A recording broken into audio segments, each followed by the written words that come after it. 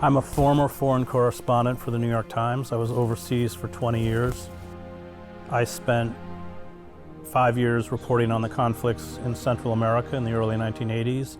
I spent 7 years in the Middle East, much of that time on the Palestinian-Israeli conflict. I also covered the first Gulf War. I went into Kuwait with 1st Battalion, 1st Marines. I was in Basra during the Shiite uprising. I was taken prisoner for a week and then released. Well, having spent 20 years on the outer reaches of empire, I'm acutely aware of the crimes of empire. I'm talking about the American empire, as well as their proxies.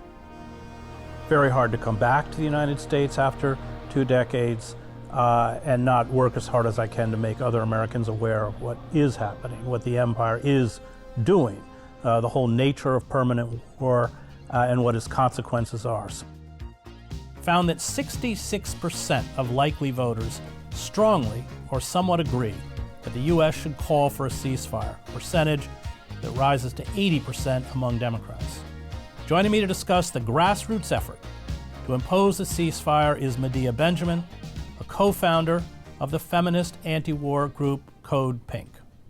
And now we're seeing the call for another tranche, enormous tranche of money, $104 billion that the administration is asking for, that is just mana for these weapons companies. Public transportation is a wreck. Our cities are decaying and our infrastructure is collapsing. And that's because we divert 50% of all discretionary spending towards a war industry that is unchecked, uncontrolled, and unregulated. And that is a symptom of late empire. And that is fueling the conflict with Ukraine. It's fueling the aggressive posturing towards China. It's fueling the unchecked orgy of violence against the Palestinians, Yemen, and so although I've, probably a lonely voice, it's visceral for me.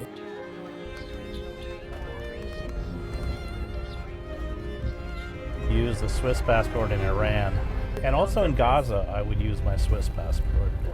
It's just easier than being an American in some places. Well, the problem is that the United States, really, its diplomatic service has been rendered impotent in the sense that, even when I was overseas, the embassy was controlled by the military and the CIA. And the ambassador often didn't even know what they were doing. The CIA has transformed itself from an intelligence agency into a paramilitary organization. I mean, the only people who truly know war are the people who see it. That we all have the capacity to be the oppressor under the right circumstances. I learned that violence is intoxicating. I've seen people, when they kill in orgies of violence, it's as if they're drunk or high. I learned that war gives meaning to empty lives. I've learned that war is addictive, not just to soldiers, and that's something that I, as a longtime war correspondent, had to struggle with, because you don't fit in anymore to the world not at war. And yet the world at war is a very unhealthy, sick environment. Yet you keep wanting to go back to it. I never done drugs, but I think it's similar to a drug addict, that at least you're back in an environment where other people understand and share your very dark pathology.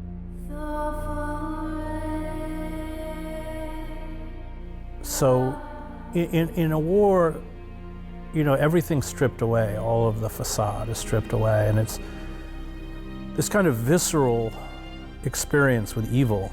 I mean, war is about death. It is the cult of death. It is the celebration of death. Everything about war is about crushing all of those forces that nurture life, familial, social, artistic, political, cultural, everything.